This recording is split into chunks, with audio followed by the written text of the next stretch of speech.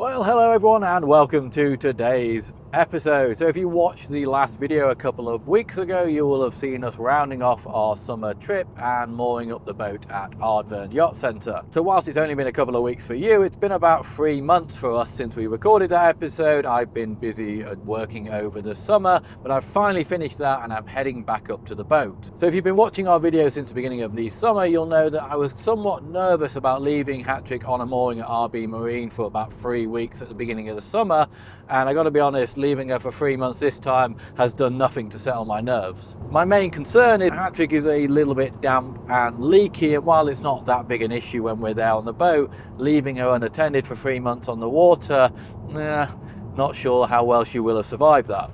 Those of you who've been around for quite some time will remember the video from about 1.5 years ago where I arrived at the boat to find Hattrick about a foot deep in water on the inside. Now I'm really hoping the same isn't going to be true today, because all of the bedding and cushions I'm planning on sleeping tonight are on the boat, and if they're soaking wet it's going to be a pretty uncomfortable night. But hey ho, one way or another we'll figure it out, I'm sure. Now I've actually come up on my own tonight, but Jo and Skylar will be joining me tomorrow. Jo had some extra work to do, so decided to sort of delay her trip up here by an extra day. Plus this gives me a chance to go ahead, check out the condition of the boat, and if it is in a terrible state, then I have a bad night, and my night isn't made worse by having to listen to Jo and Skylar moan about how bad the boat is. Anyway, I've been driving now for getting on to about 8 hours. It's a bit further to Ardfern than it is to RB Marine, and I'm about 5 or 10 minutes away. So let me focus on driving. We'll get to the yacht centre and we'll have a look and see how Hattrick's doing.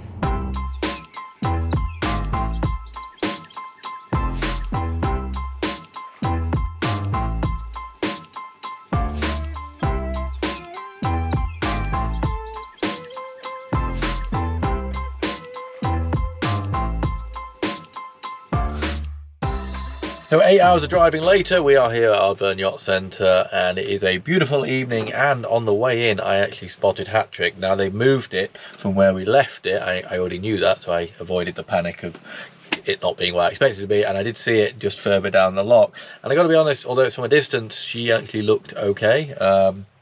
She's definitely sitting on her waterline, which is obviously a big sign if she had loads of water in and she was a bit low in the water, but I've got the image of her waterline pretty burned into my mind, and from what I could see, she looked like she was spot on it, so that's the first good sign.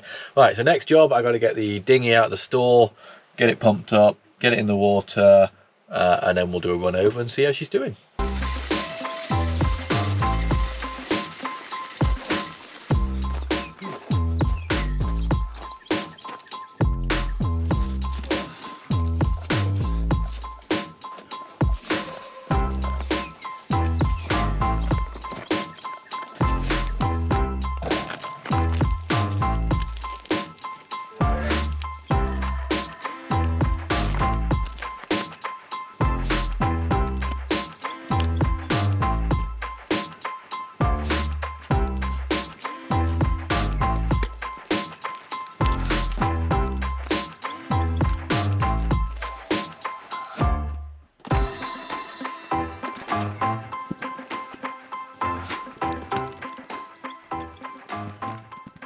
Okay, so dinghy went up kind of okay. She has got a bit of a leak. Just a tiny little one though around the sort of emergency relief valve, so I'm hoping it might actually sort itself out. I don't know if the seal's just got a bit creased, but either way it's not enough that it's going to be worried, so I'm going to head over that way and go find Hattrick.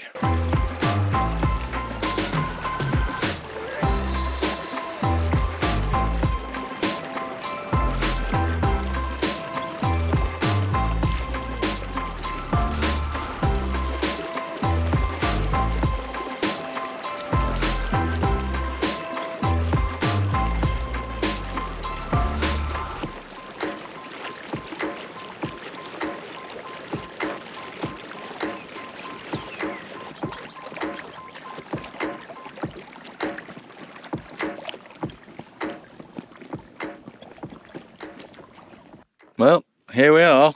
It's starting to get a bit dark. Forget that Scotland gets night times as well, and some bits like light all night. Well, so far she looks all right.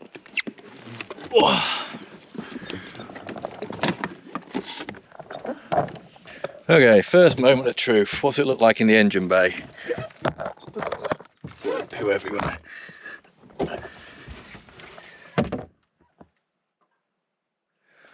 Not gonna lie, you're not gonna be able to see because it's too dark. I'll try and shine a light down here, but there it is. Barely anything, just a drip. Just a drip. And that is a pretty decent sign. Thought I'd lost the keys then, but I put them in the bag, so that's good. Right, let's see what's happening inside, shall we? That's pretty quick, it's getting proper dark. I'm not sure how much power I'm going to have for lights in here, so we are going to have to get the engine running, I think.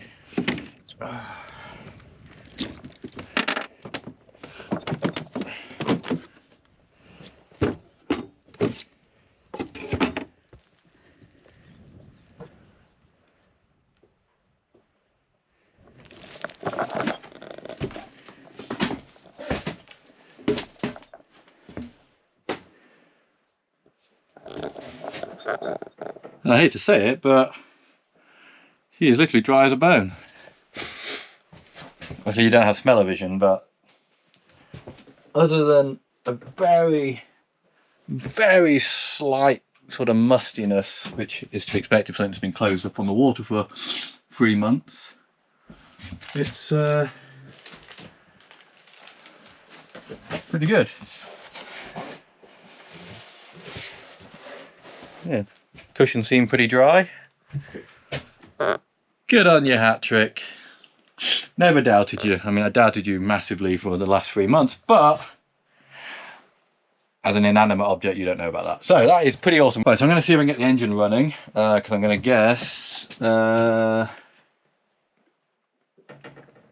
yeah, batteries are running at 4.5 volts, which is probably not a great sign. So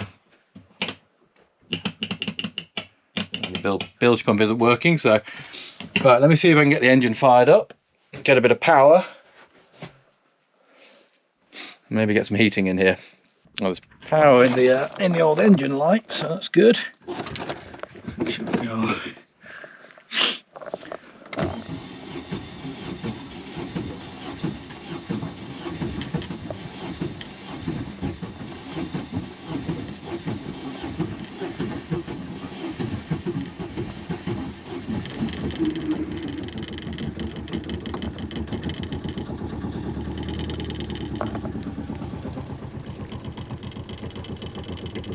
Not too bad.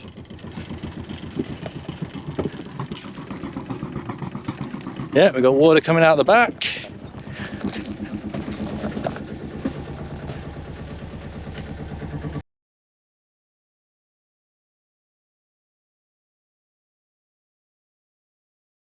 So good morning, wonderful people. It is an absolutely beautiful morning here for my first day on the boat. Hopefully it's going to stay like this for the next couple of weeks, but I have a feeling it might not. So slept pretty well. It was pretty chilly. Haven't been able to get the diesel heater running. I think that's just a battery issue because I've got no power.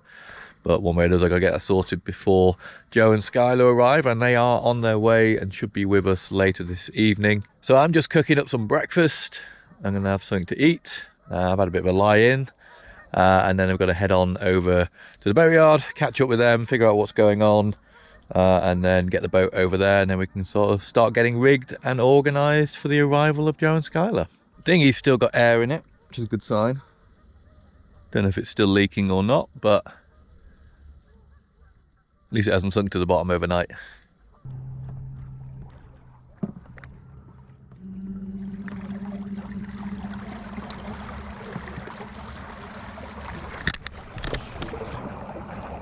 I just can't get over how beautiful it is this morning. I mean, I don't think this is necessarily going to last for this entire trip. It'd be lovely if it did. But it goes to show, you know, it's end of September, you know, kind of end of summer, coming into autumn. And I'd say that probably one of the nicest days we've had in most of the summer, to be honest.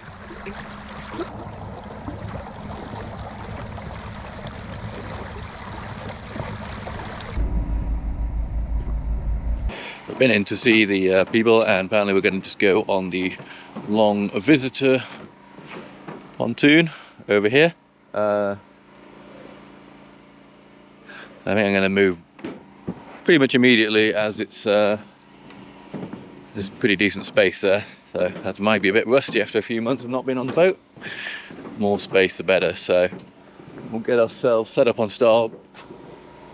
we'll get set up on starboard side, and we'll bring her over, and then once we're on here, makes life a lot easier. Right, back to the dinghy, back to the boat.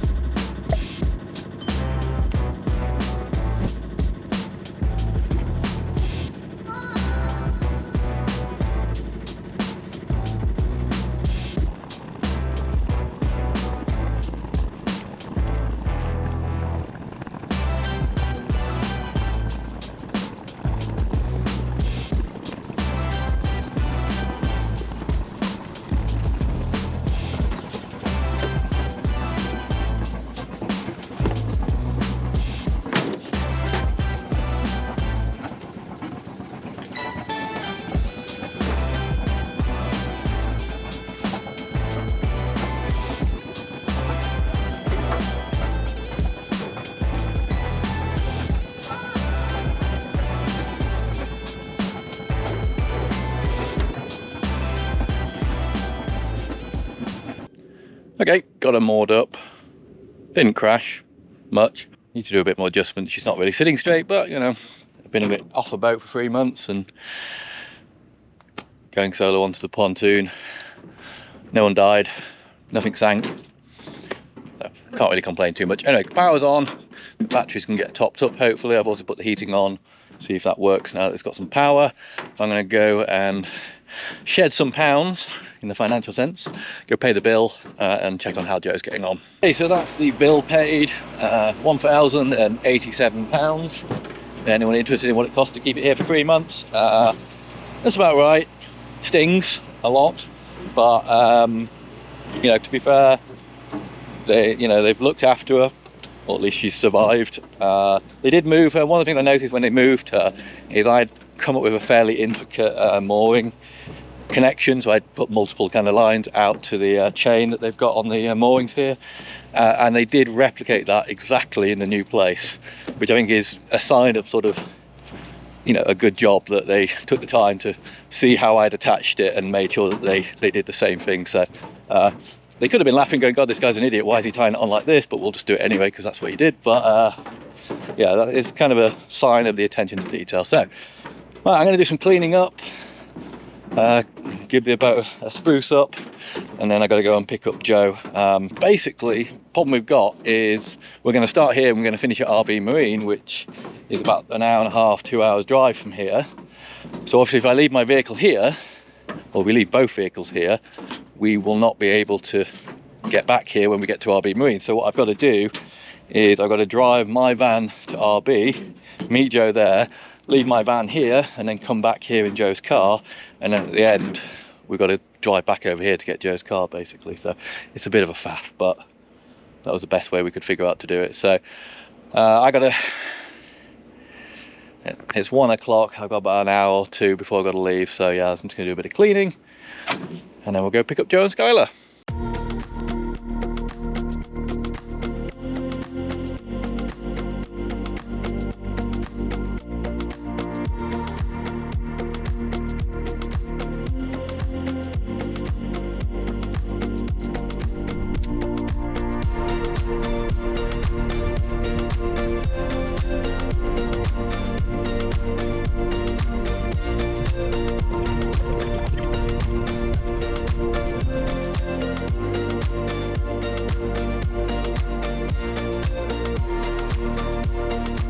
Who is it, Skylar?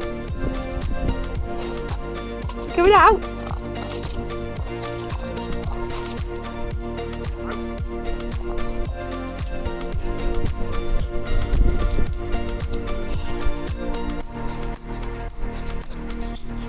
You done? You going home? So it's next day, in fact it's getting on into the afternoon of the next day because we've been waiting for a delivery that hasn't come. So you got Joe and Skylar. We had a alright night last night. It was a bit very windy and a bit bobby and noisy last night, but we did get some reasonable sleep. We've kind of had a change of plan. The hope was that we were going to sail around the Mulligan Tyre and go back into the Clyde that way, but we spent a little bit of time yesterday and this morning trying to sort of put together a plan when the sort of weather and tides would combine to allow us to get around it, and the verdict essentially is that it's not going to. We've only got about 10 days to get back to RB Marine, and there just isn't a window in the next 10 days, or nothing that we feel particularly comfortable with anyway. And with it being later in the year, the days are shorter, and it means that your window for getting the tide and the weather correct are shorter, and it's just not going to work out. So with that in mind, we're going to go through the Krin Canal. I didn't really want to do that. It's expensive. It's fairly laborious, particularly with 2 of you on board. But it's, you know, it's nice. It's not too bad. And ultimately, you know, we know it's safe. We know we can go through it. It gets us onto the other side, and we're going to do that tomorrow, which is Friday, and then that gives us, you know, a good week to just basically potter around, you know, Loch Fyne and all that area, and just enjoy a bit of a relaxing trip there. So that's the plan. Let's say it's currently sort of early afternoon. Joe's just taking Skylar for a walk. I'm just doing some work. But when she's back, we're going to throw off the lines, leave Ardfern, and we're just going to head down to Krin, or the Krin Basin. It's only about 5 or 6 miles, so should be about an hour. Wind's in our favour, so hopefully we'll get to do a little bit of sailing. And then we're going to anchor there, so we're ready to go straight into the Krin in the morning. So that's the current plan. I'll check back to you when we're ready to leave.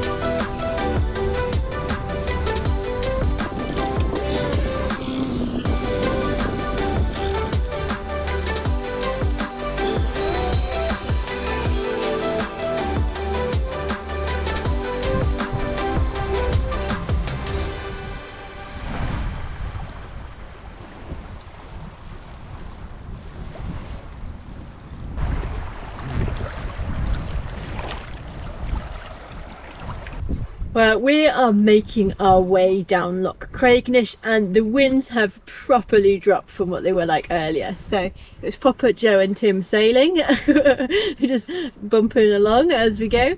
But Tim's just trying to set the whisper pole up because the wind is coming from behind us, and it's just a good thing to practice with. So yeah, Tim's setting that up, and we are on our way to Krin.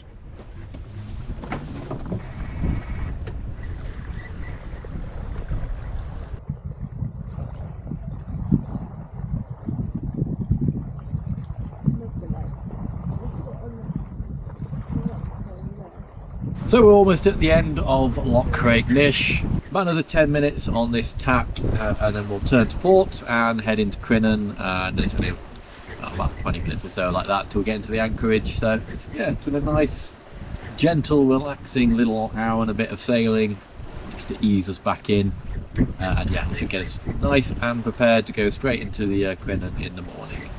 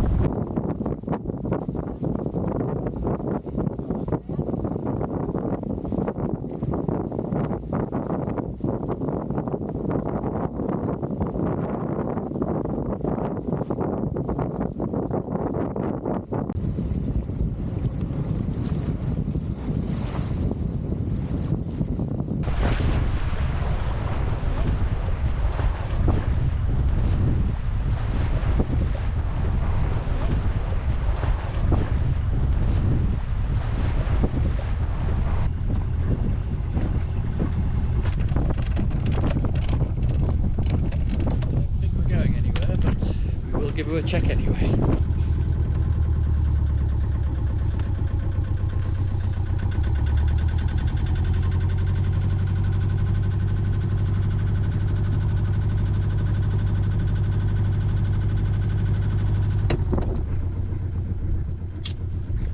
First journey back done. Now it's beer time.